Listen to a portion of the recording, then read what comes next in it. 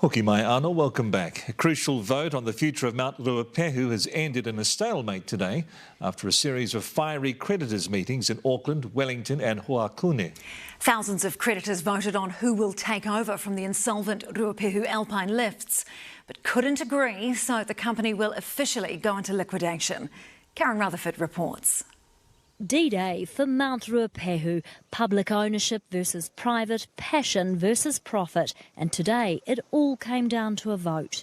It's got nasty.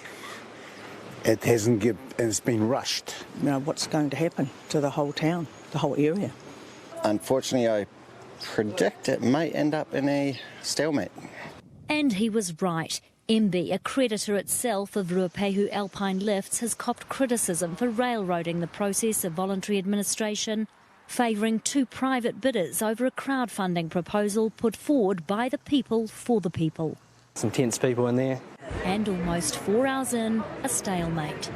Many of the 14,000 Life Pass holders favoured community ownership of the ski fields, but that failed. So the vote turned to option B, a pre-packaged liquidation model favoured by the government, which would see Pure Turoa and Whakapapa Holdings take over a ski field each for $1. The Crown would get a 25% shareholding and loan them money, but that too failed to get over the line.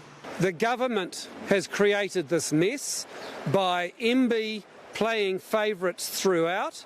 There's probably a bit more work to do to see whether we can still have skiing on the mountain. RAL will now be returned to its directors and placed into liquidation tomorrow in the High Court, throwing the 2023 ski season back under a cloud and businesses into disarray. The majority of the towns they just want the mountain open and running. The most people who lost out are the staff members, people that have mortgages, families here, so that's all we can say, no resolution, we're back in the same thing. I'm really concerned about the community now, there's no easy way forward from here. But Whakapapa Holdings has told Newshub they're still hopeful they can stitch up a deal post-liquidation. We're just trying to get a ski field open and get a business back in operation for the communities, the central North Island.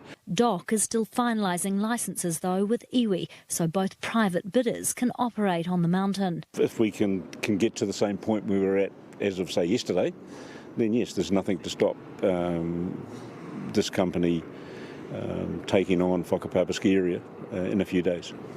All sides want nothing more than to see people carving it up on the slopes this winter. A deal just needs to be carved out first and fast.